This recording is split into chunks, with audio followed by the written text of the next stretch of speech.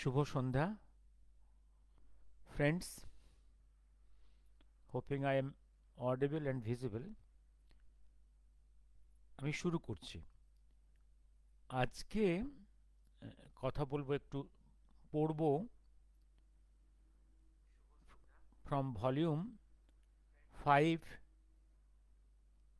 of Subhash Rachanabali Bangla by Jayashree প্রকাশন। একটু পড়ব।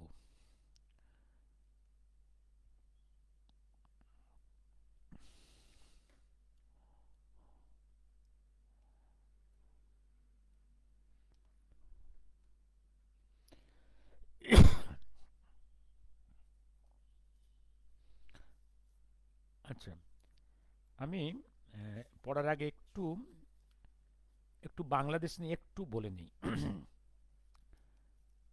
বাংলাদেশ সম্বন্ধে, বাংলাদেশে আমি বহু আগেই কিছু কথা বলেছিলাম, তারপরে আমি বোধহয় 2 মাস বাংলাদেশ নিয়ে কোনো কথা বলিনি। কারণ সত্যি কথা বলতে কি, আমি বাংলাদেশে কি ঘটছে পর্দার পেছনে এটা বুঝতে পারিনি, নাম্বার ওয়ান। নাম্বার টু, যে একটা জিনিস নিশ্চিত, একটা পজিটিভ ডিরেকশনে বাংলাদেশ এগোবে, এটা নিশ্চিত। ওপার বাংলাও এগোবে, এপার বাংলাও এগোবে, এইটা একটা কনভিকশন। 7 দিন আগে পর্যন্ত ওপার বাংলার মানুষদের কাছ থেকে যে খবর পেয়েছিলাম সেটা হচ্ছে এই: তারা খুব ভীত ছিল সম্ভবত ইউনূসের এই কাণ্ড কারখানায় জামাত ক্ষমতায় চলে আসবে। কিন্তু তারপরে 7 দিনে something dramatic has changes are there, some dramatic changes. এবং ইউনূসের যে মূল উদ্দেশ্য ছিল বাংলাদেশ মুক্তিযুদ্ধের যে মূল্যবোধকে পুরোপুরি ধ্বংস করে, পুরোপুরি এটাকে একদম পূর্ব পাকিস্তান বানিয়ে দেওয়া, এবং বাংলা মুক্তিযুদ্ধের যে যতটুকু লিগেসি আছে, সে বিএনপির মধ্যেই হোক কি আওয়ামী লীগের মধ্যে, সবটাকে ধ্বংস করা নিয়ে সম্পূর্ণরূপে পাকিস্তানপন্থী জামাতদের হাতে ক্ষমতাটা তুলে দেওয়া, এবং সারা জীবনের জন্য যে প্রেসিডেন্ট হয়ে থাকা বা একটা বড় ক্ষমতায় বসে থাকা, সেই তার কু উদ্দেশ্যটা ধ্বংস হয়ে গেছে। এটা একটা ড্রামাটিক, ডেফিনেটলি একটা ড্রামাটিক ইভেন্ট। এর পেছনে অনেকের অনুমান যে এর পেছনে দিল্লির বর্তমান কেন্দ্রীয় সরকারের একটা বড় রোল আছে। আরেকটা জিনিস, যেহেতু ওখানে আওয়ামী লীগ ভোটে দাঁড়াতে পারেনি, তাদেরকে একদম বাদ দেওয়া ছিল, সুতরাং একটা বড় অপশান ছিল একমাত্র সমস্ত ভোটটাকে ট্রান্সফার করা টু বিএনপি। মন্দের ভালো, বিএনপি ক্ষমতায় আসছে, এবং এতে আওয়ামী লীগের সমস্ত যে অফিসগুলো শহর গ্রামে বন্ধ হয়েছিল সেগুলো খুলে যাবে আস্তে আস্তে, এবং শেখ হাসিনারও ভারতবর্ষ থেকে বাংলাদেশে প্রবেশের পথটা খুব সম্ভবত অনেকটা স্মুথ হবে। আমি এই বলে শেষ করছি। এবার আসছি আমি আজকের বই নিয়ে কথা বলা। আমি এই যে পঞ্চম খণ্ডের ভূমিকা লিখেছেন এইচ ভি কামাত, যাকে আপনারা জানেন এই হরি বিষ্ণু কামাত, যিনি ভারতবর্ষের ইতিহাসের সুভাষচন্দ্রের পরে দ্বিতীয় ICS, at the inspiration of Subhashchandra 38-এ আইসিএস এর চাকরি থেকে রিজাইন করে সুভাষচন্দ্রের নেতৃত্বে কর্মযজ্ঞে জয়েন করলেন। আরও বলে রাখি, ইনি হচ্ছেন প্রথম first secretary of the planning commission, যেটা নেতা সুভাষচন্দ্র তৈরি করেছিলেন 1938-এ, প্রথম সেক্রেটারি। এবং পরবর্তীকালে সুভাষচন্দ্রের ফরওয়ার্ড ব্লক তৈরি হওয়ার সময় উনি ফরওয়ার্ড ব্লকেও জয়েন করেছিলেন এবং সারা জীবনই সুভাষচন্দ্র এবং নেতাজির অনুগামী। তার লেখা I was 17 and for the first time I heard his name. Then I read somewhere about the extraordinary sacrifice he had made when he was not even 25. 2 years later, my desire to know more about him was whetted by some letters he has written to his brother from a jail in far off Mandalay. They emitted spiritual fervor, a defiant courage, which evoked in my being an uncomfortable longing, a vague admiration. I was distressed to learn that the body of the man who had penned those powerful lines was wasting away under the dread disease of tuberculosis. The spirit can really triumph over everything. I said to myself, I saw his picture in a paper. Can so much strength reside in such a cherubial face? I wondered. আপনারা বোধহয় ওনার পার্লামেন্টের speech জানি না কেউ তার drafting দেখেছেন কিনা, বা ওনার ওনার বই লাস্ট ডেজ অফ নেহেরু, আর অনেক লেখা আছে। When for some years the thought of him receded to the back of my mind while I busied myself with the examinations in Madras and London, though I never forgot him completely.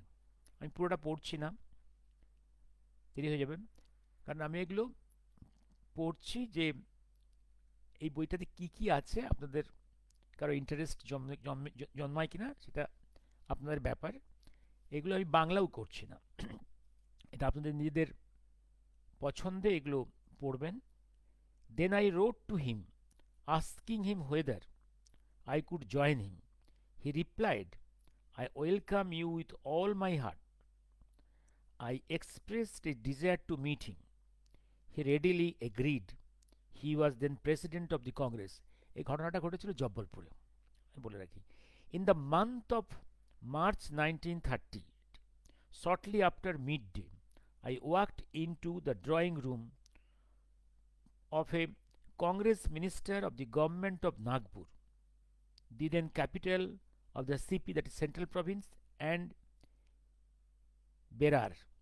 I was still an ICS officer stationed in Jabbalpur.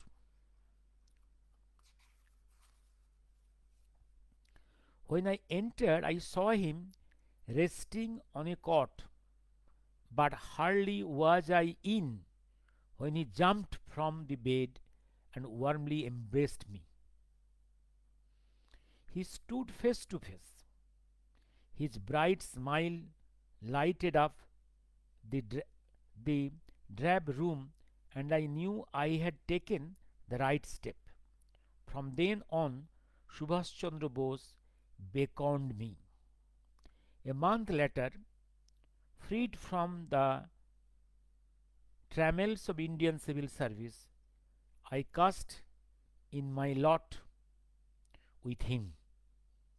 In the beginning was the thought, and after 14 years it became the deed.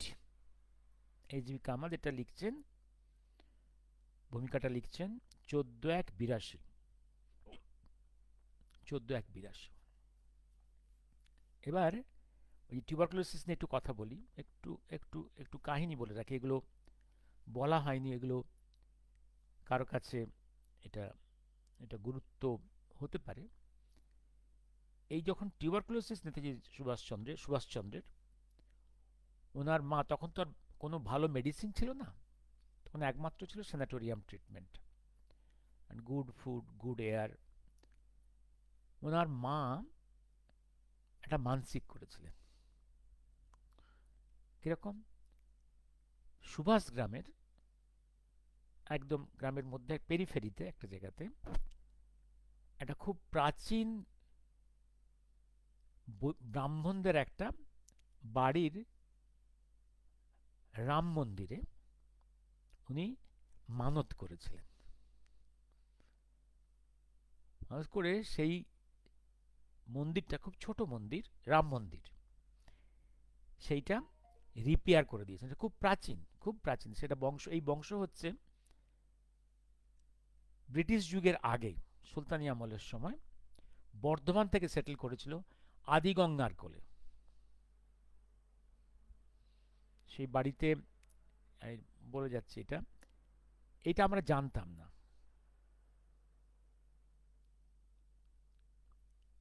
বছর 5 আগে আমাদের কাছে শঙ্করাচার্যের কাছ থেকে একটা খবর আসে, সর্বানন্দজির কাছ থেকে একটা খবর আসে যে তোমরা একদম দক্ষিণবঙ্গে একটা রাম মন্দির আছে, এটা সুভাষচন্দ্র রিলেটেড, তোমরা একটা রিপেয়ারের ব্যবস্থা করো। এবং এটা কিভাবে আমাদের কাছে এসছে, এটাও আমাদের কাছে সব, কারণ এই জিনিসগুলো আসে, ডিরেকশনগুলো ক্লিয়ারলি আসে না, এগুলো থ্রু মেসেঞ্জার্স আসে। এবার আমরা খুঁজতে বেরোলাম সুভাষ গ্রামে গিয়ে। একটা ভর দুপুরে প্রচণ্ড পৌঁছতে, কলকাতা থেকে পৌঁছতে পৌঁছতে প্রায় 12টা বেজে গেছে। ভর প্রচণ্ড তাপ, মানে গাড়ি থেকে নেমে কোথাও দাঁড়ানো যাচ্ছে না, এত গরম। ওই গ্রামের সর্বত্র ঘুরতে ঘুরতে ঘুরতে কোথাও ভাঙা রাম মন্দির আছে কিনা খুঁজছি। 3-4 ঘন্টা ঘোরা হয়ে গেছে সব জায়গাতে, কেউ কিছু ক্লু দিতে পারছে না। এবার আমরা একটা জায়গায় গাড়ি দাঁড় করিয়ে গাড়ি থেকে বেরিয়ে গাছতলায় একটু রেস্ট নিচ্ছি ঠান্ডা হাওয়া পাওয়ার জন্য। হঠাৎ দেখি একটা সাইকেলে করে খালি গায়ে, খুব সুন্দর সুঠাম দেই, অ্যাবাউট 60-65 ইয়ার্সের এজ, এক ব্রাহ্মণ বইতে পুজো করে ফিরছেন। আমরা তাকে জিজ্ঞাসা করলাম, জিজ্ঞাসা করতে বলছে এই সুভাষচন্দ্র ব্যাকগ্রাউন্ড, রাম মন্দির, এই সব বলতে বলছে ও তো আমাদের পৈতৃক, আমাদের পূর্বপুরুষদের মন্দির। সেখানে গেলাম, গিয়ে দেখলাম একদম ঠিক নালন্দা বিশ্ববিদ্যালয়ের যে ভাঙা ইঁটগুলো, যে শেপের, পোড়া মাটির পাতলা ইঁট, সেই শেপের ওদের খুব প্রাচীন বসত বাড়ি আছে, সেগুলো ভেঙে গেছে, জঙ্গল হয়ে গেছে। ওরা সেখান থেকেই তুলে জাস্ট লেনটার অপোজিট সাইডে একটা রাম মন্দির করে রেখেছে। সেখানে রাম, সীতা, লক্ষণ, আরও দেবদেবী, হিন্দু দেবদেবী এই সমস্ত আছে। এবং এগুলো, মন্দিরটাও ভেঙে পড়ছে আর দেবদেবীর মূর্তিগুলোও ভঙ্গুর। আমাদের এক ভাই, ডাক্তার ভাই, ও খুব ইন্টারেস্ট নিল।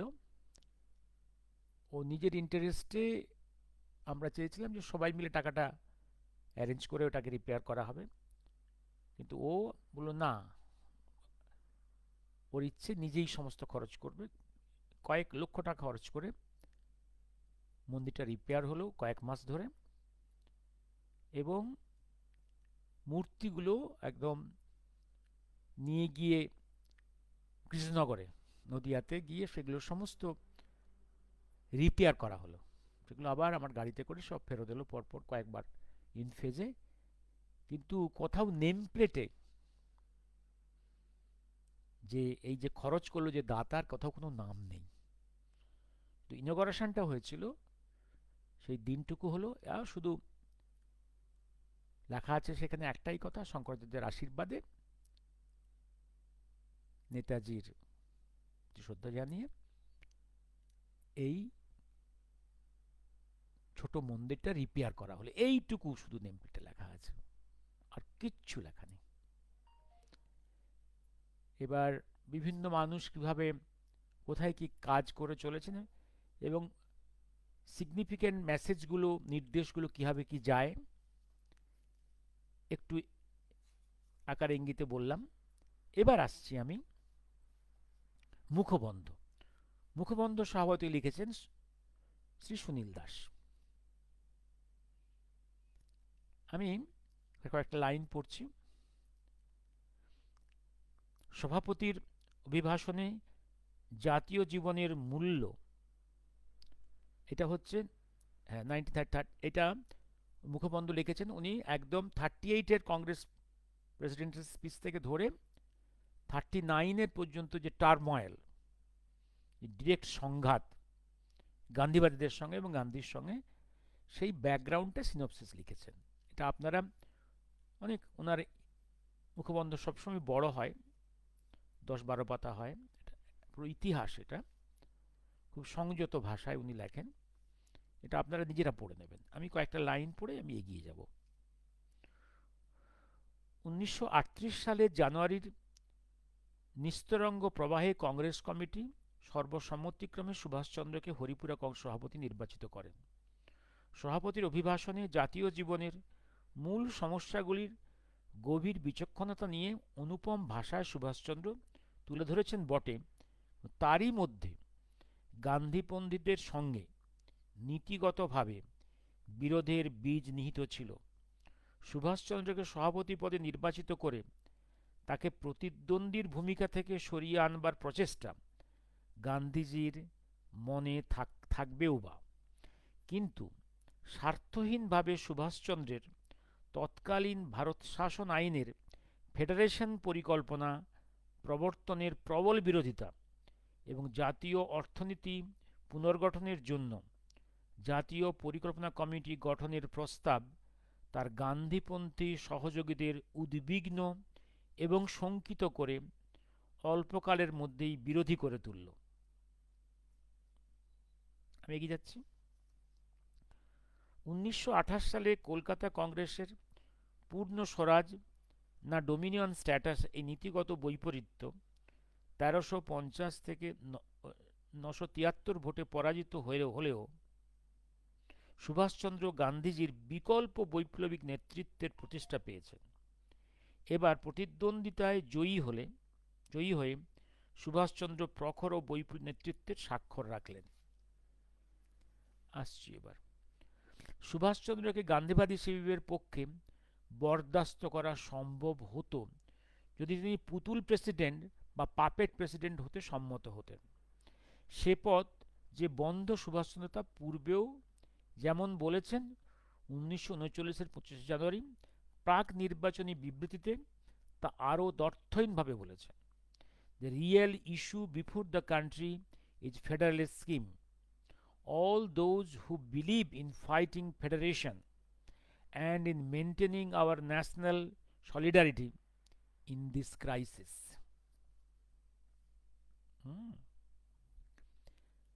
বল্লভভাইয়ের ভাষায়, reelection will be harmful to the country's cause. সুভাষচন্দ্র যে রি-ইলেকশন চাইছেন, এটাতে সবার আপত্তি, বল্লভভাইয়ের আপত্তি।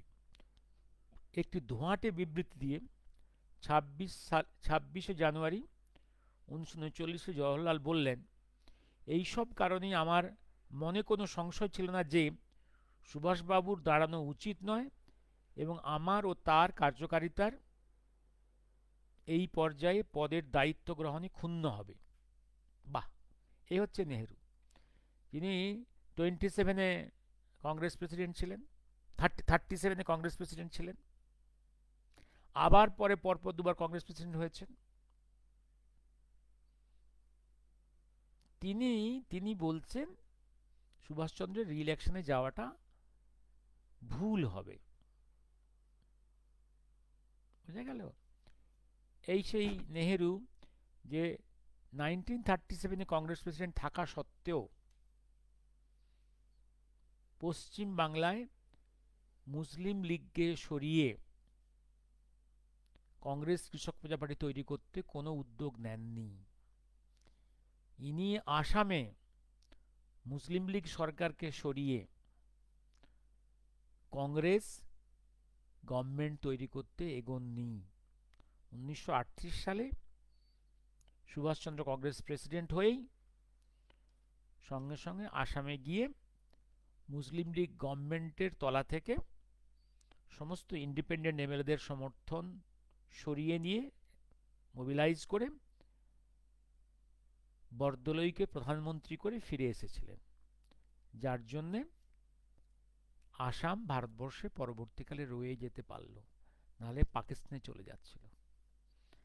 37-এ সুভাষচন্দ্রের যে ইচ্ছা ছিল যে কৃষক প্রজা পার্টি এবং কংগ্রেস গভর্নমেন্ট হোক, এটা যদি গান্ধীর চক্রান্তে ভেস্তে না যেত তাহলে হয়তো ভারত বিভাগকে এড়ানো যেত।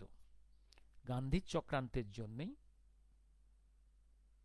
পশ্চিম বঙ্গদেশে মুসলিম লীগ ক্ষমতায় এসেছিল। ভারতবর্ষে প্রথম এইভাবে মুসলিম লীগ ক্ষমতায় এসেছিল। আর তখন যেহেতু বাংলা ছিল politically economically most important province in the British India, Muslim বাড়ন্ত শুরু হয়েছিল। এবার আমি আসছি পদত্যাগ। এই যে টার্মোয়েলটা বহুবার, এই যে টাসেল 39-এ কংগ্রেসের ইতিহাসের প্রথম ইলেক্টেড প্রেসিডেন্ট হওয়া সত্ত্বেও সুভাষচন্দ্রকে কংগ্রেস থেকে রিজাইন করতে বাধ্য হতে হয়েছিল। তার আগে পণ প্রস্তাব, সমস্ত ওয়ার্কিং কমিটির মেম্বারদের রেজিগনেশন, নোংরামি, এগুলো সবাই জানে। এবং কংগ্রেস প্ল্যাটফর্ম থেকে কংগ্রেস কা হিটলার কি জয়, জয়ধ্বনি, কংগ্রেসের হিটলারের জয়ধ্বনি। ইটালিতে মুসোলিনির যা স্থান, জার্মানিতে হিটলারের যা স্থান, ভারতের কংগ্রেসে গান্ধীজির সেই স্থান, এই তো স্লোগান ছিল, যেটা শুনে কবিগুরুর মতো মানুষও খুব বিরক্ত হয়েছিলেন। অবশেষে যে প্ল্যাটফর্মে স্বাধীনতা সংগ্রামের স্বর উচ্চারিত হওয়ার কথা, সেখানে ফ্যাসিজমের সাপ ফোঁস করে উঠল, এই তো কংগ্রেস। এবার শেষের দিকে আসি। ইংল্যান্ড জার্মানির বিরুদ্ধে যুদ্ধ ঘোষণার সঙ্গে সঙ্গেই ভাইসরয় ভারতকে যুদ্ধরত দেশরূপে ঘোষণা করল। 11 সেপ্টেম্বর 1935-এর ভারত শাসন আইনের ফেডারেশন অংশের উদ্বোধন যুদ্ধ চলাকালীন মুলতবি ঘোষণা করেন। 6 সেপ্টেম্বর গান্ধীজি ভাইসরয়ের সঙ্গে দেখা করে ইংল্যান্ডের বিপদে ভারত সাহায্য করবে এই বিবৃতি দিলেন। নেহেরু 27 থেকে 38 পর্যন্ত যুদ্ধবিরোধী। আবার এই যে যুদ্ধ শুরু হয়ে গেল, বিশ্বযুদ্ধ, এই সময় এই কংগ্রেস 27 সালে থেকে ঘোষণা করেছিল ব্রিটেনের যুদ্ধে ভারত কখনো সহযোগিতা করবে না। সেই কংগ্রেস, সেই নেহেরু, সেই গান্ধী এখন একদম ব্রিটিশের অনুচর। ব্রিটিশকে তারা কেউই চায় না এই যুদ্ধের ক্রাইসিসে বিলম্বিত করতে। একটা বিবৃতি দিলেন। এই প্রেক্ষাপটে সুভাষচন্দ্র কি বললেন? All power to Indian people. স্বাধীনতা ও গণতন্ত্রের নামে যুদ্ধ পরিচালনা করা সত্ত্বেও ভারত শাসন আইন প্রত্যাহার করে সকল ক্ষমতা ভাইসরয়ের হাতে কেন্দ্রীভূত করে দমনপীড়ন শুরু করল ব্রিটিশ। এই প্রস্তাবের উত্তরে 29 অক্টোবর কংগ্রেস ওয়ার্কিং কমিটির মন্ত্রিসভায় পদত্যাগের সিদ্ধান্ত ঘোষণা করল। ওদিকে যুদ্ধবিরতি প্রচারে এবং সংগঠনে সুভাষচন্দ্রের নেতৃত্বে ফরওয়ার্ড ব্লক দ্রুত এগিয়ে চলল। নাগপুরে 1939-এর অক্টোবরে সাম্রাজ্যবাদ বিরোধী সম্মেলনে সুভাষচন্দ্র বিপ্লবের ডাক দিয়ে বললেন, all power to the Indian people, জনগণের হাতে সব ক্ষমতা চাই। আসছি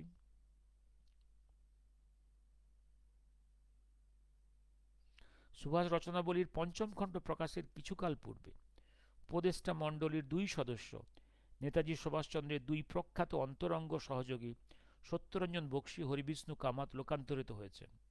হরিবিষ্ণু কামাত লোকান্তরিত হন ৯ অক্টোবর ১৯৮২ আর সত্যরঞ্জন বক্সী লোকান্তরিত হন ৮ই জানুয়ারি ১৯৮৩।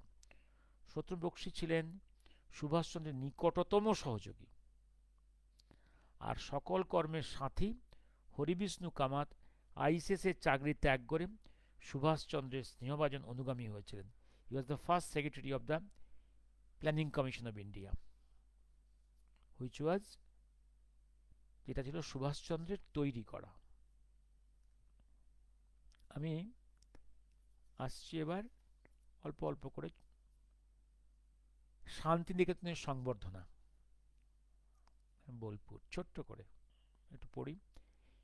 এই সুভাষচন্দ্রের সঙ্গে কবিগুরুর সঙ্গে সুভাষচন্দ্রের এই যে যে রিলেশনসের গ্র্যাজুয়াল ডেভেলপমেন্ট, এভলিউশন,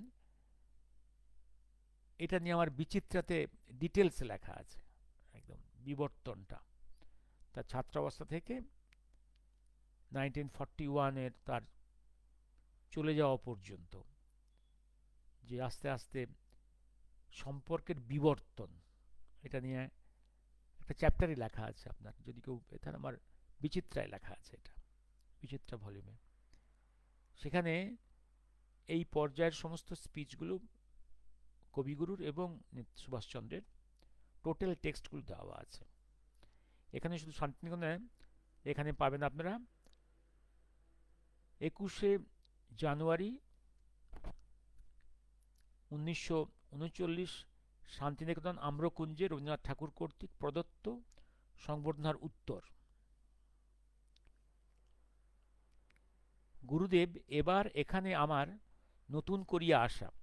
ইতিপূর্বে আমি কয়েকবার এখানে আসিয়াছি, বোধহয় 2বার, কিন্তু আজিকার আসার মধ্যে একটা নতুনত্ব আছে। প্রধানত এই 2 কারণে এখানে আসিয়াছি।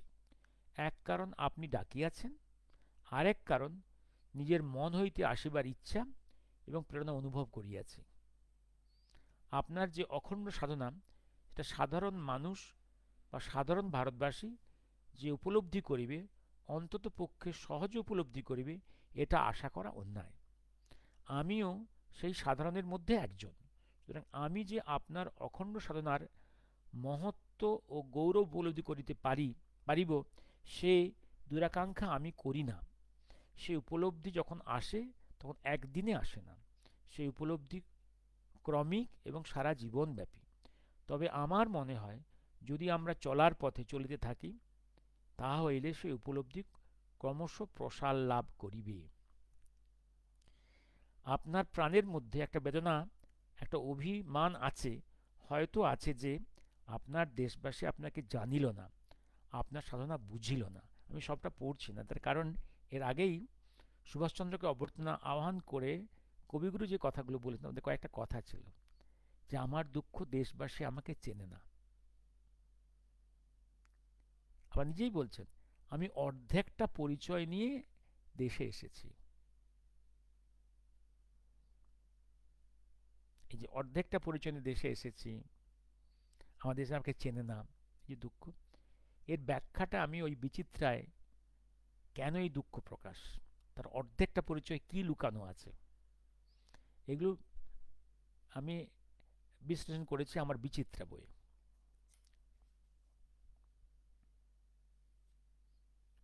যতদিন পর্যন্ত সে সত্য সাধনা জাতির প্রাণের মধ্যে প্রতিষ্ঠিত না হইবে, ততদিন পর্যন্ত আপনার শান্তিনিকেতনের ও শ্রীনিকেতনের সার্থকতা ও প্রয়োজনীয়তা থাকিবেই থাকিবে। শুধু তাই নয়, এরকম সাধনা ভারতের দিকে দিকে স্থানে স্থানে গড়িয়া উঠিবে। দুর্ভাগ্য, এটাকে একটু বলে রাখি, দুর্ভাগ্য, দুর্ভাগ্য মহাকাল পর্যায়ে বলে রাখি একটু জিনিস। রবি ঠাকুর, কবিগুরু একসময় চেয়েছিলেন যে সুভাষচন্দ্র শান্তিনিকেতনের দায়িত্ব নিক এজ আচার্য। সুভাষচন্দ্র নেননি। উনি খুব শ্রদ্ধার সঙ্গে বলেছিলেন যে আমার কাজ তো অন্য, আমি এটা নিলে হবে না।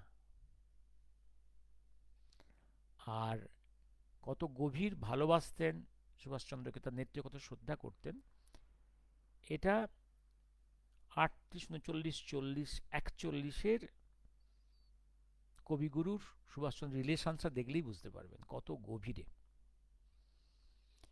এবং মহাকাল পর্যায়ে বলছেন একটা জায়গাতে যে নেহরুদের পক্ষে সুভাষচন্দ্র কবিগুরুকে ক্ষমা করা সম্ভব না, ওরা কখনো ক্ষমা করতে পারবে না।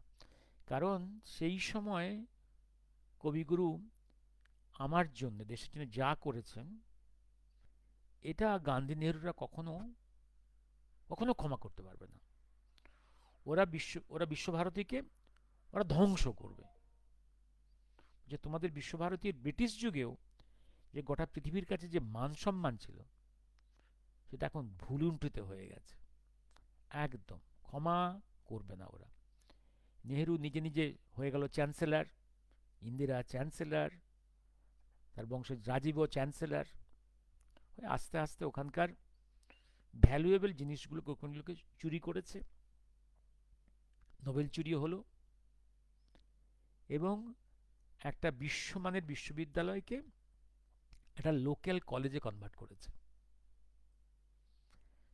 মূল চক্রান্তকারী হচ্ছে নেহরু বংশ। কারণ রবি ঠাকুর কবিগুরু 1939-এ সুভাষচন্দ্রকে সমর্থন করেছিলেন এবং বলেছিলেন যে তোমরা সুভাষচন্দ্রের বিরুদ্ধে যে কাজগুলো করছো, এটা একটা স্বৈরতান্ত্রিক কাজ, ফ্যাসিবাদী কাজ।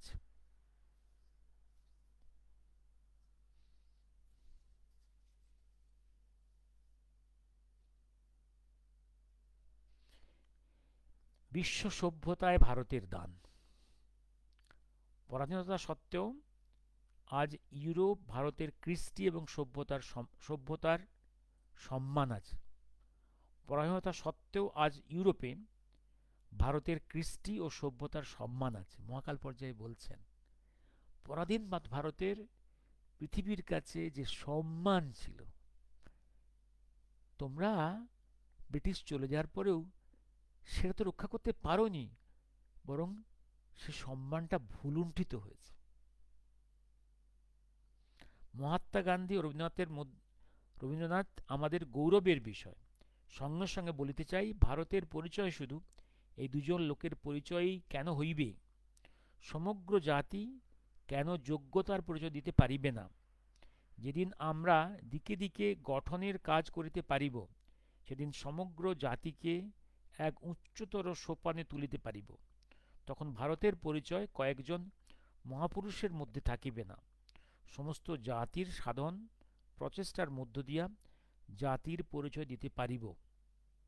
যদি জাতিকে অল্প সময়ের মধ্যে যোগ্য করিয়া গড়িয়া তুলিতে হয়, তবে এর জন্য একদল প্রকৃত কর্মী চাই, যাহারা সকল দিকে জাতিকে মানুষ করিয়া তুলিবে। যাহারা শিক্ষার্থী, তাহারা যখন বড় হইবে, তখন এই কর্মের ভার তাহাদিগকে গ্রহণ করিতে হইবে।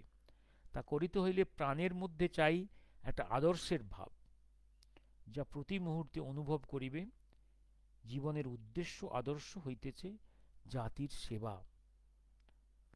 স্বাধীনতা সংগ্রামে ছাত্রদের দায়িত্ব, এটা পড়ছি না, সভাপতির ভাষণ, এটা হচ্ছে ত্রিপুরী কংগ্রেস সভাপতির ভাষণ, 1939, 25 জানুয়ারি। খুব ক্রাইসিসের মধ্যে, গায়ে তখন জ্বর, 103 জ্বর। সেই অবস্থায় ওখানে প্রোপাগান্ডা, সুভাষচন্দ্র অভিনয় করছে, নাটক করছে, মিথ্যে, ওর অসুখ কিছু করেনি, ও ভান করছে। এত নোংরামি। এই বিবৃতিতে এই প্রথম আমরা জানিতে পারি যে ডক্টর পট্টভীর প্রার্থীপদের সিদ্ধান্ত যথেষ্ট আলাপ আলোচনার পরে গৃহীত হইয়াছে। 25 জানুয়ারি 1939-এর সভাপতি নির্বাচন সম্পর্কে ওয়ার্কিং কমিটির 7 জন সদস্যের বিবৃতির উত্তর। Wonderful exposition of the lost global glory. হ্যাঁ, কারণ ওয়ার্কিং কমিটির মেম্বাররা ওয়ার্কিং কমিটিতে কোনো রকম ডিসকাশন না করেই ওয়ার্কিং কমিটির নাম করে বিবৃতি দিয়ে যাচ্ছে। এরা হচ্ছে এইরকম গণতান্ত্রিক, এরকম নোংরা। Without any discussion in the working committee, members individually using the name of working committee speech দিয়ে যাচ্ছে বাইরে, এটাই বলছেন। এই বিবৃতিতে এই প্রথম আমরা জানতে পারি যে ডক্টর পট্টভী প্রার্থী পদের সিদ্ধান্ত যথেষ্ট আলাপ আলোচনার পর গৃহীত হইয়াছে। এই আলোচনা বা সিদ্ধান্ত সম্পর্কে আমরা কিংবা ওয়ার্কিং কমিটিতে আমার কোনো কোনো সহযোগীর কিছুই জানা নেই। উনি প্রেসিডেন্ট, উনিই জানেন না, ধারণাও নেই। বিবৃতির স্বাক্ষরকারীগণ ওয়ার্কিং কমিটির সদস্যরূপে নয়, ব্যক্তিগতভাবে কংগ্রেস সেবী রূপে স্বাক্ষর দিবেন ইহাই আশা করিতে পারি। ওরা যদি ইন্ডিভিজুয়ালি সাইন করতো আমার আপত্তি ছিল না, but they have sign these appeal in the name of working committee member. এরা এত ক্ষমতালোভী, এত নোংরা।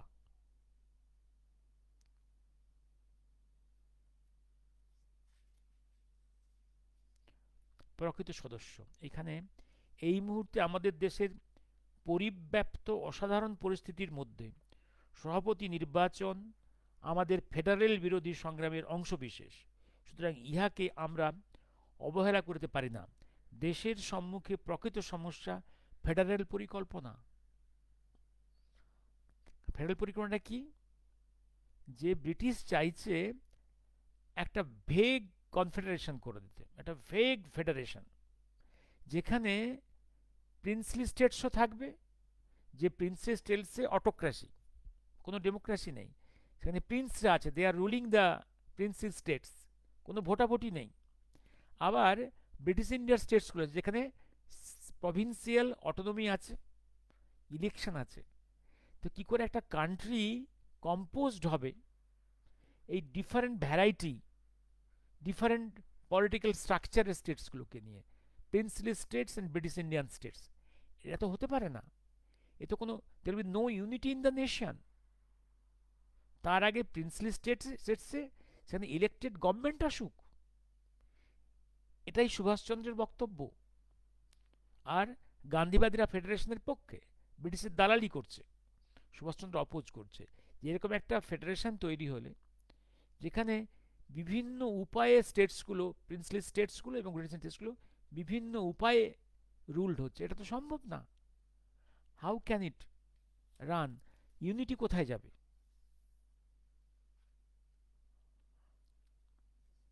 এবার আমি এগিয়ে যাচ্ছি আরো কয়েকটা জায়গাতে।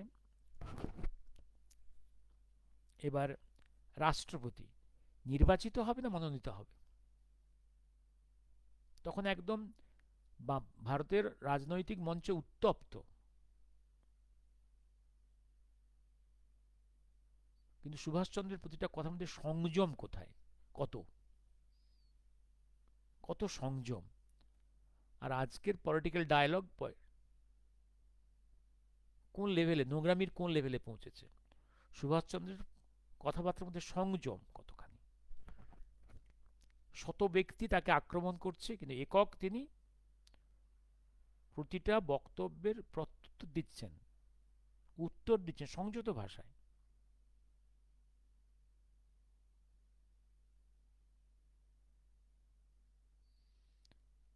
28 জানুয়ারি 1939 ইউনাইটেড প্রেসকে বিবৃতি দিচ্ছেন একটা। ইহা স্মরণ করা যাইতে পারে যে বিগত 4-5 মাস সময়ের মধ্যে ভারতের বিভিন্ন অংশের কংগ্রেস কর্মীদের প্রকাশ্য ও ব্যক্তিগতভাবে সমষ্টিগতভাবে আমার পুনর্নির্বাচনের পক্ষে অভিমত প্রকাশ করিয়াছেন।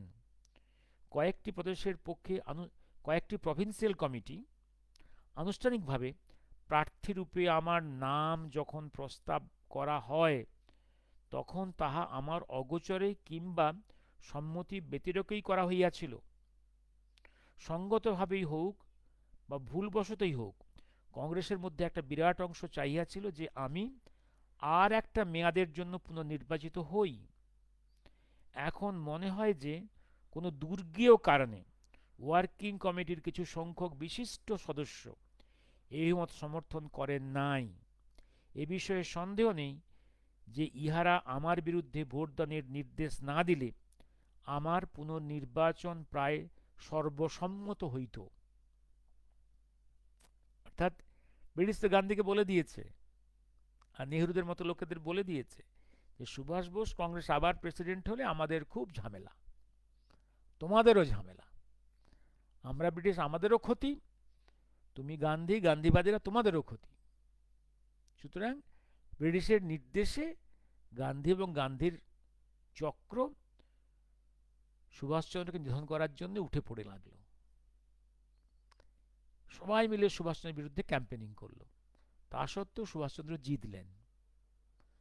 তারপর নোংরামি করতে শুরু করলেন।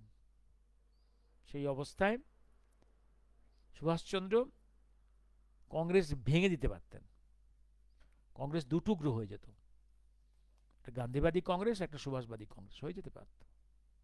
তা তিনি করলেন না কিন্তু। কারণ এই যে ভেঙে গেলে কংগ্রেস প্ল্যাটফর্ম, লাভ কার হতো? লাভ সব থেকে ভালো হতো ব্রিটিশের। ব্রিটিশ তার কাছে নাম্বার ওয়ান শত্রু, গান্ধী নেহরু নন। দেশের ইন্ডিপেন্ডেন্সের জন্য মুভমেন্টটাই প্রায়োরিটি। উনি কংগ্রেস ভাঙলেন না, উনি রিজাইন করলেন ইলেক্টেড হওয়া সত্ত্বেও, এবং কংগ্রেসের মধ্যে একটা প্ল্যাটফর্ম গড়লেন, ফরওয়ার্ড ব্লক।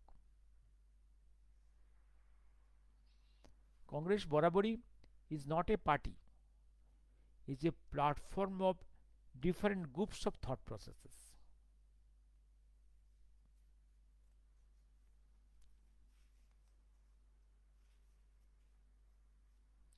এবার জওহরলাল নেহরু নিজেকে পণ্ডিত বলে, পণ্ডিতজি। কেউ পণ্ডিত নয় ওই বংশের। প্রফেসর স্বামী একটা কথা বলেন, ওই বংশের কেউ কেউ নর্মাল ওয়েতে গ্র্যাজুয়েট নয়, সব গ্রেস মার্ক পেয়ে, কেউ 8 পাস, কেউ 10 পাস, কেউ জেন্টলম্যান সার্টিফিকেট পেয়ে ব্যারিস্টার, রিপ্লেস ব্যারিস্টার্স। নর্মাল কোর্সে কেউ গ্র্যাজুয়েটও নয় ওই বংশের, পণ্ডিত তো নয়। সেই নেহেরু অনেক লেকচার দিচ্ছে সুভাষের বিরুদ্ধে, সংযত ভাষায় পণ্ডিতজির অভিযোগের উত্তর দিচ্ছেন। 4 মার্চ 1939 সভাপতি নির্বাচন সম্পর্কিত অভিযোগের উত্তরে বিবৃতির পূর্ণ বয়ান। সবটা পড়া যাবে না। ইহা স্মরণ থাকিবে যে সর্দার প্যাটেল এবং অন্যান্যরা যে বিবৃতিতে ডক্টর পট্টভীকে ভোট দিবার জন্য প্রতিনিধিদের উদ্দেশ্যে আবেদন জানাইয়াছিলেন, তাহা তাহারা প্রচার করিয়াছিলেন ওয়ার্কিং কমিটির সদস্য হিসেবে। সর্দার প্যাটেল বিবৃতিতে ইহা বুঝা গিয়াছিল যে তিনি এবং ওয়ার্কিং কমিটির অন্য কয়েকজন সদস্য বারদৌলিতে পরামর্শ করিয়াছিলেন ও ডক্টর পট্টভীকে প্রার্থীরূপে উপস্থাপিত করার সিদ্ধান্ত লইয়াছিলেন। এই সমস্তই করা হইয়াছিল সভাপতির অগোচরে এবং অজ্ঞাতে। শুধু তাহাই নহে, তিনি ডক্টর পট্টভীর সমর্থনে এবং আমার বিরুদ্ধে মহাত্মা গান্ধীর নাম ব্যবহার করিতেও দ্বিধাবোধ করেন নাই। সর্বোপরি সর্দার প্যাটেল সারা পৃথিবীর কাছে প্রচার করিয়াছিলেন যে আমার নির্বাচন দেশের স্বার্থের পক্ষে ক্ষতিকর হইবে। ইয়েস, ক্ষতিকর তো হইবে, কারণ তাহাতে ব্রিটিশের ক্ষতি হইবে এবং এই গান্ধীপন্থীদের ব্যক্তিগত স্বার্থের ক্ষতি হইবে। উল্লেখিত বিবরণ হইতে ইহা স্পষ্ট যে দারুণ প্রতিবন্ধকের মধ্য দিয়া এবং ওয়ার্কিং কমিটির অধিকাংশ নামী সদস্যের বিরোধিতার সম্মুখীন হইয়া আমাকে নির্বাচনী লড়াই করিতে হইয়াছিল। আমি এখন আমার বিরুদ্ধে আনিত অভিযোগের যাহার পুনরাবৃত্তি পণ্ডিত নেহেরু করিয়াছেন তাহার আলোচনা করিব। এই অভিযোগ এই যে আমি ওয়ার্কিং কমিটির কতিপয় স্বনামখ্যাত সদস্যের অভিপ্রায় সম্বন্ধে প্রশ্ন তুলিয়াছিলাম। এ বিষয়ে কোনো অভিমত দিবার পূর্বে আমি জনসাধারণকে পুনরায় আমার বিবৃতিগুলি পড়িয়া দেখিতে বলি। মনোযোগ সহকারে পড়িলে দেখা যাইবে যে ওয়ার্কিং কমিটির সদস্য হউন বা নাই হউন, কোনো বিশেষ কংগ্রেস নেতার বিরুদ্ধে আমি কোথাও কোনো অভিযোগ করি নাই। আমার 25শে জানুয়ারির বিবৃতিতে আমি বলিয়াছিলাম যে এরূপ একটা ব্যাপক বিশ্বাস আছে যে আগামী বৎসর ফেডারেশন পরিকল্পনা সম্বন্ধে কংগ্রেসের দক্ষিণপন্থীদের এবং ব্রিটিশ সরকারের মধ্যে একটা আপোষ রফার সম্ভাবনা আছে। এই বিশ্বাস কত ব্যাপক তা উপলব্ধি করিবার জন্য শুধু জনসাধারণের কাছে মেলামেশা ও তাহাদের সহিত আলোচনা করা প্রয়োজন। আমার পরবর্তী বিবৃতিতে আমি বলিয়াছিলাম, যদিও ফেডারেশন সম্পর্কিত কংগ্রেসের প্রস্তাব আপোষহীন, বিরোধিতার পূর্ণ, তবু ঘটনা এই যে কিছু সংখ্যক প্রভাবশালী কংগ্রেস নেতা গোপনে এবং প্রকাশ্যে শর্তাধীন ফেডারেশনের পরিকল্পনা গ্রহণের কথা বলিতেছেন। এ পর্যন্ত দক্ষিণপন্থী নেতাদের তরফ হইতে এই ধরনের কাজের নিন্দা করার সামান্যতম স্পৃহা দেখিতে পাইতেছি না।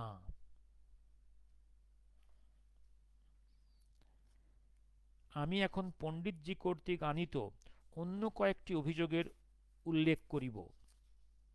তিনি বলিয়াছেন যে আমি আমার পুনর্নির্বাচনের আমি তিনি বলিয়াছেন তিনি আমার পুনর্নির্বাচনী বিরোধী ছিলেন।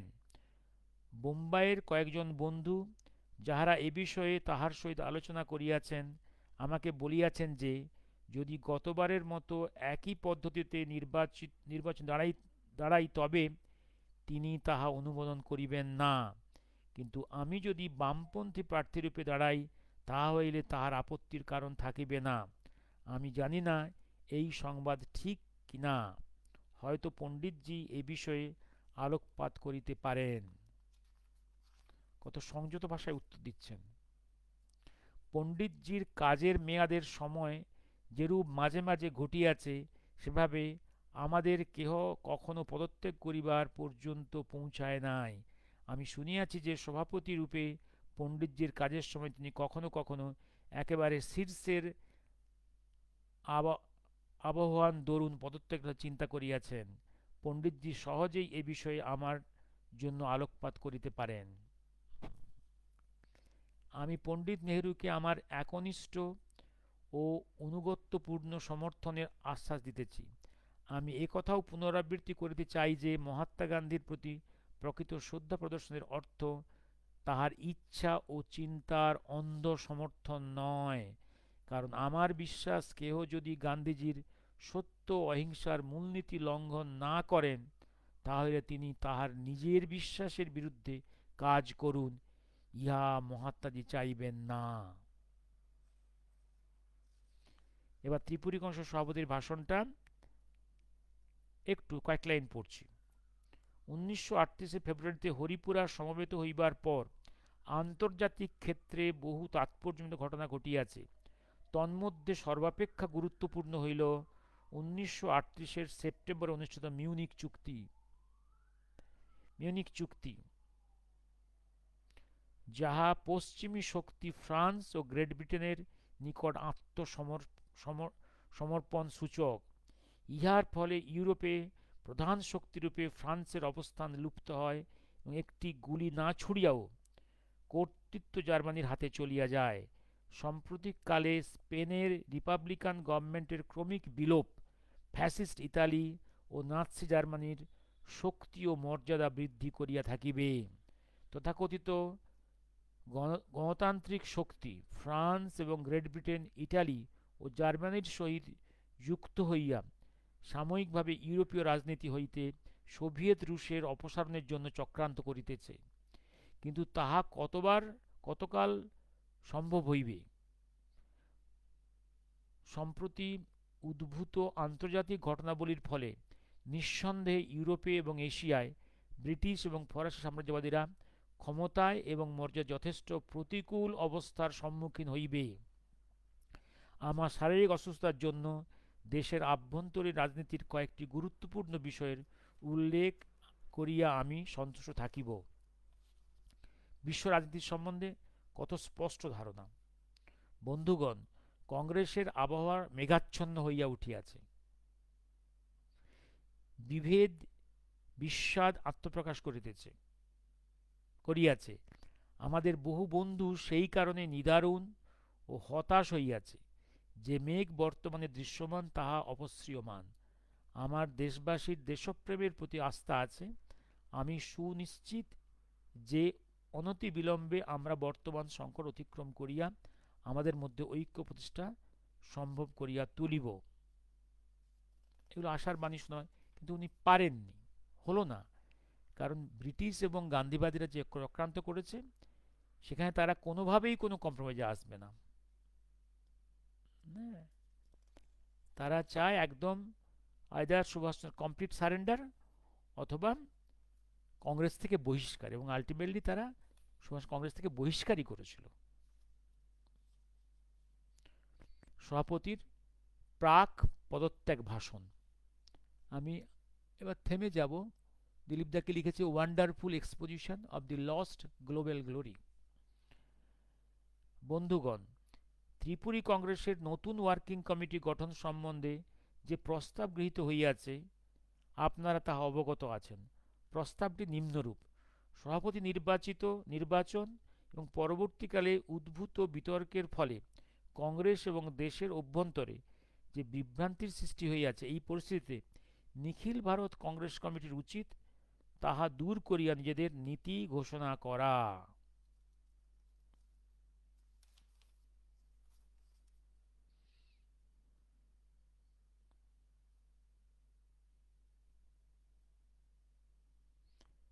অনেক কথা আছে এখানে। একদম তো পণ প্রস্তাব যারা তো বানিয়েছিল যে ইলেকটেড কংগ্রেস প্রেসিডেন্টের কোনো রাইট নেই, ওয়ার্কিং কমিটি গঠনের কোনো রাইট নেই, কে কোনো মনোনয়নের কোনো রকম নমিনেশন, কোনো রকমের চয়েসের কোনো জায়গা নেই, সবটাই করে দেবে গান্ধীজি। অথচ গান্ধী নিজে কংগ্রেসের চারানার মেম্বারও নয়, গান্ধী চারানা মেম্বারও নয় কংগ্রেসের। সে ঠিক করে দেবে এক্সট্রা টেরিটোরিয়াল পাওয়ার,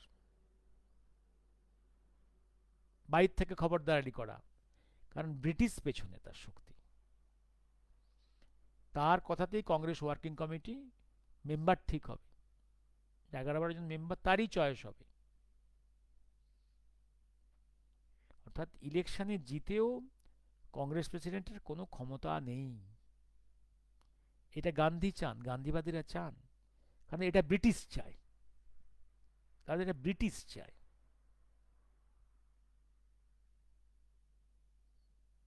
কারণ Congress in the hand of Subhash Chandra is a very tough situation for British to tackle.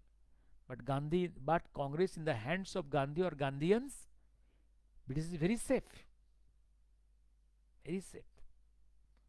কারণ গান্ধীবাদীরা কখনোই ব্রিটিশের বিরুদ্ধে সংগ্রামটাকে কখনো তুঙ্গে নিয়ে যাবে না। আন্দোলন খেলা করবে, আন্দোলনটা একটা জায়গায় এলে, একটা হাইটে এলে, কোনো না কোনো ইস্যুতে আন্দোলনটা উইথড্র করবে। এই তো খেলা গান্ধীর সারা জীবনের। whenever any movement comes to a peak, উনি আন্দোলন উইথড্র করেন on any false issue। এই তো। এবার পদত্যাগের কারণ, পদত্যাগপত্র, এই জায়গাটা আমরা যদি গতিশীলতা প্রবণ শক্তিশালী ওয়ার্কিং কমিটি চাই, তবে কংগ্রেসের আভ্যন্তরে বিভিন্ন মতের প্রতিনিধিত্বের ব্যবস্থা চাই। এটা সুভাষচন্দ্রের বক্তব্য। অবশ্য যাহারা নীতির ধারাবাহিকতা রক্ষা করিবেন, তাহাদিগের সংখ্যাগরিষ্ঠতা দিতে হইবে। এই নতুন রক্ত সঞ্চালনের ব্যবস্থা যদি আমরা না করি, তাহলে ওয়ার্কিং কমিটির শক্তি ও কার্যকারিতা নষ্ট হইবে। যুদ্ধের সংকটের সময় গ্রেট ব্রিটেনের মতো দেশগুলিতে যদি দলীয় মন্ত্রিসভার বদলে জাতীয় মন্ত্রিসভা গঠিত হতে পারে, তাহলে কংগ্রেসের মধ্যে কেন ভিন্ন মতামতাবলম্বী লোকেদের নেওয়া হবে না? যদি বিভিন্ন দেশে এই ক্রাইসিসে যদি পলিটিক্যাল পার্টির গভর্নমেন্টকে সরিয়ে ন্যাশনাল গভর্নমেন্ট হতে পারে, অল পার্টির একসঙ্গে মিলে, সেখানে কংগ্রেসে কেন গান্ধীপন্থীদের সঙ্গে অন্য লোকেদের, কংগ্রেসের মধ্যে অন্য লোকেদের, more dynamic persons, maybe leftist, maybe অন্য মতের, কেন ওদের নেওয়া হবে না? কারণ এই যে নতুন আইডিয়া, নতুন রক্ত সঞ্চালন, এটা না হলে কংগ্রেস প্ল্যাটফর্ম ডাইনামিক হবে কি করে? শুধু এক মতাবলম্বী 12 জন লোক, ওরা সবাই গান্ধীবাদী, এরকম ওয়ার্কিং কমিটি দিয়ে পৃথিবীর কোন কাজে লাগবে, দেশের কোন কাজে লাগবে? সেখানে তো নতুন রক্ত সঞ্চালিত হবে না, নতুন আইডিয়াও আসবে না। এটা সুভাষচন্দ্রের কথা। যুক্তি দেখানো হইতে পারে যে এ ধরনের বহু মতাবলম্বীদের কমিটি এত পাঁচমেশালে হইবে যে তাহার দ্বারা যথোচিতভাবে কাজ চলিবে না, কিন্তু এরূপ আশঙ্কা ভিত্তিহীন। নিখিল ভারত কংগ্রেস কমিটি কিংবা কংগ্রেসের মধ্যে নানা ধরনের মতের ব্যক্তিরা তো রয়েছেন, কিন্তু আমাদের মধ্যে কি বহুলাংশে মতৈক্য নেই? আমরা কংগ্রেসের বর্তমান সংবিধান, আদর্শ ও নীতি গ্রহণ করিয়া কি সকলেই সাম্রাজ্যবাদ বিরোধী নই? বহির্বিশ্বের সঙ্গে যেখানে বিরুদ্ধতার প্রশ্ন, সেখানে এই অর্থে সকল কংগ্রেসসেবী কি কেবল এক মত অবলম্বী নন? বন্ধুগণ, আশঙ্কা যে আমরা সমধর্মিতা কথাটির উপর মাঝে মাঝে অত্যন্ত সংকীর্ণ অর্থ আরোপ করি।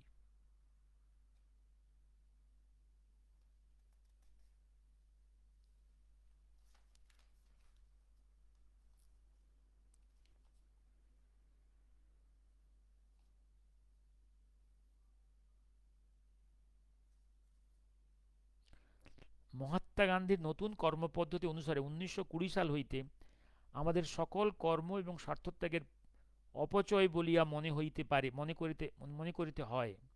কংগ্রেস কেন বারবার আইন অমান্য আন্দোলন করিয়াছে? এই নতুন কর্মপদ্ধতিও আমাদের নরমপন্থীদের কর্মনীতির মধ্যে আমি কখনো প্রভেদ দেখি না। আমাদের বিরোধীরা ব্লক সম্বন্ধে সর্বপ্রকার বিদ্বেষ প্রণোদিত গুজব এবং ভুয়া কাহিনী প্রচার করিতেছে। এমনকি তাহারা ইহাও বলিতেছে যে ফরওয়ার্ড ব্লক হিংসার ভিত্তিতে গঠিত, বিদেশ হইতে অর্থ সংস্থান আসিতেছে। তা সেই যুগে সুভাষচন্দ্রের বিরুদ্ধে এই কথাগুলোও বলা হয়েছে, উনি নাকি ফরওয়ার্ড ব্লক তৈরি করতে বিদেশ থেকে টাকা পাচ্ছেন, গুজব তৈরি করতে এরা ওস্তাদ। এবং সেই গুজব মাস্টারদের এখন আছে, অনেক লোক আছে। এই যে এলওপি বলে একটা আছে পার্লামেন্টে, যার কাজই হচ্ছে মিথ্যা কথা বলা, master of manufacturing false stories, half truth, মিথ্যে কথা, দেশবাসীকে বিভ্রান্ত করা। সেই গান্ধী বংশের লোক, তথাকথিত গান্ধী বংশের লোক, ফলস গান্ধী। হ্যাঁ, এবার একটু বলে আমি শেষ করব। আমি যেভাবে বর্তমান কংগ্রেস কর্মনীতি লক্ষ্য করিয়াছি, তাহাতে দেখি যে তাহারা কর্মসূচি রূপায়ণের জন্য কংগ্রেসের আরও গুরুতর উদ্যোগ করা উচিত।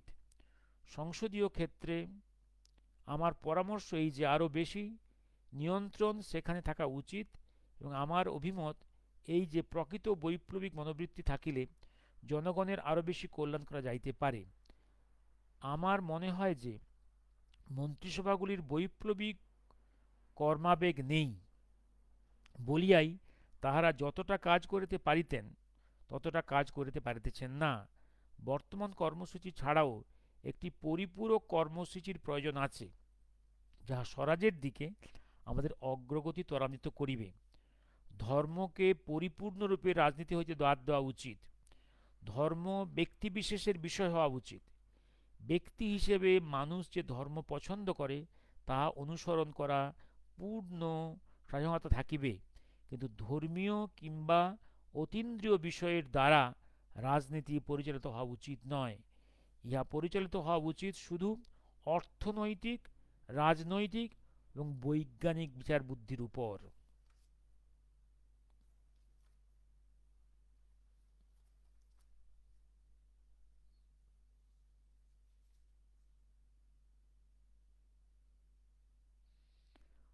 1885 সালে কংগ্রেসের জন্ম হয়। 20 বৎসর নিয়মতান্ত্রিক আন্দোলনের পর আমাদের রাষ্ট্রীয় ইতিহাসের এক নতুন যুগ আরম্ভ হয়, সেটা স্বাবলম্বনের এবং স্বদেশী যুগ, বিদেশি বর্জনের যুগ।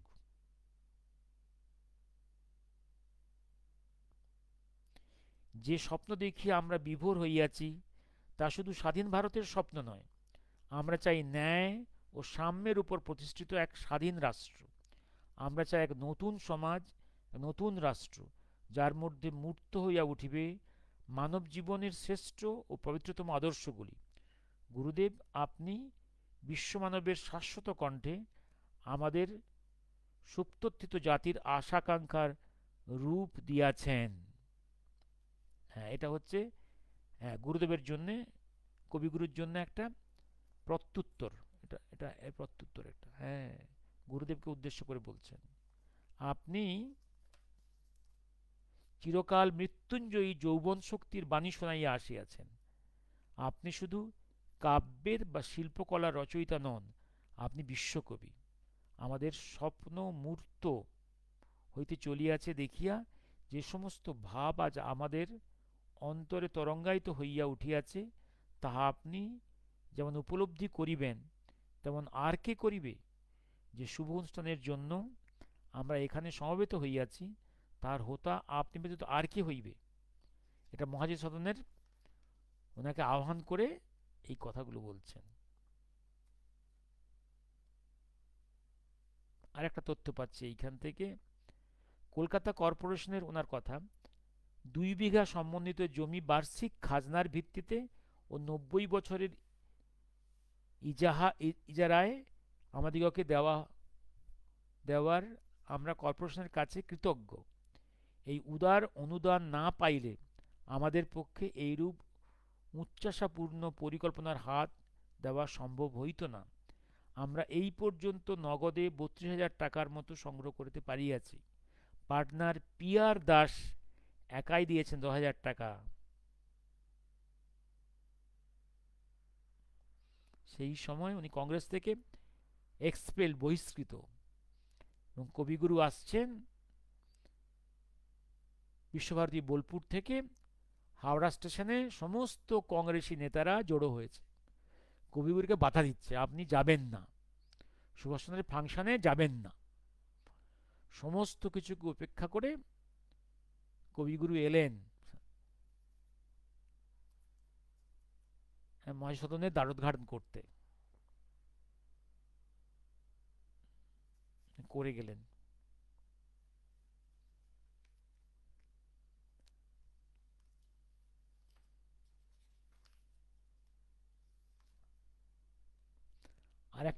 আরেকটা লেখা আপনাদের সবার পড়া উচিত, আমার অদ্ভুত রোগ।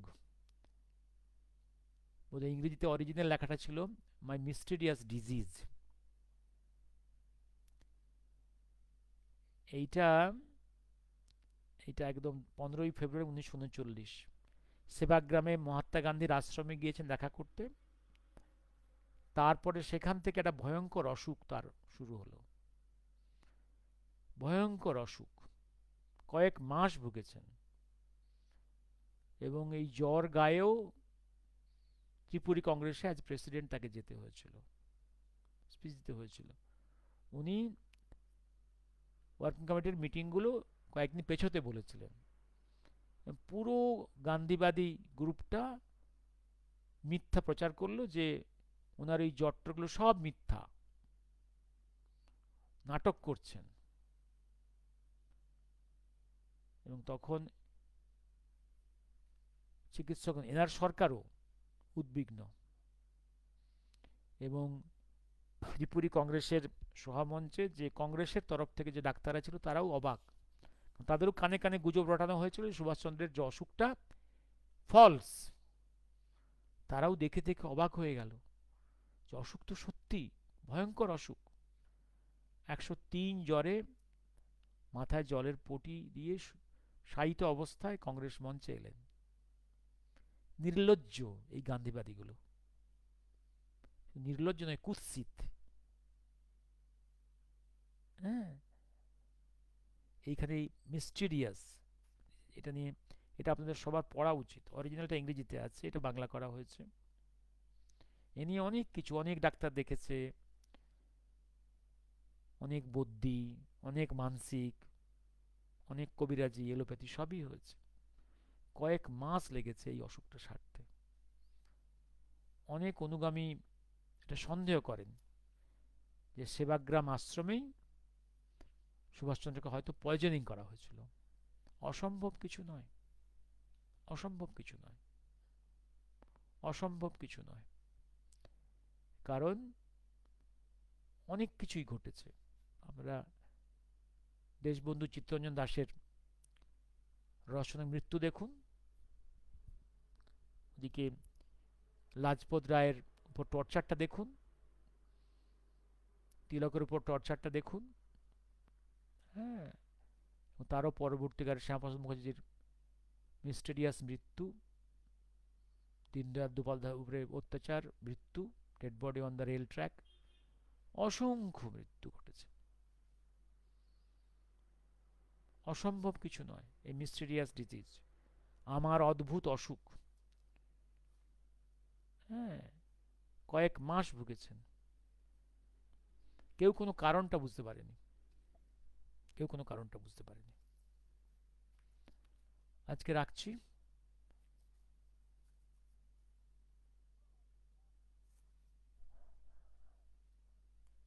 শুভরাত্রি। এই বইটার ইম্পর্টেন্স হচ্ছে এই যে 38 39-এর, 39-এর পার্টিকুলার প্রেক্ষাপট, যেখানে সুভাষচন্দ্রের বিরুদ্ধে পুরো গান্ধীবাদী ব্রিগেডটা চক্রান্ত করছে, নোংরামি করছে, বদনাম রটাচ্ছে, মিথ্যা রটাচ্ছে ব্রিটিশকে, ব্রিটিশকে সাহায্য করার জন্য, ব্রিটিশের এজেন্ট হিসেবে। আর সমস্ত কিছু বুঝেও সুভাষচন্দ্র কত সংযতভাবে উত্তর দিচ্ছেন, কোথাও কটূক্তি করেননি। সব জানতেন কে কি নোংরামি করছে। সে সময় সবকিছু বললে উপকারটা হতো ব্রিটিশের।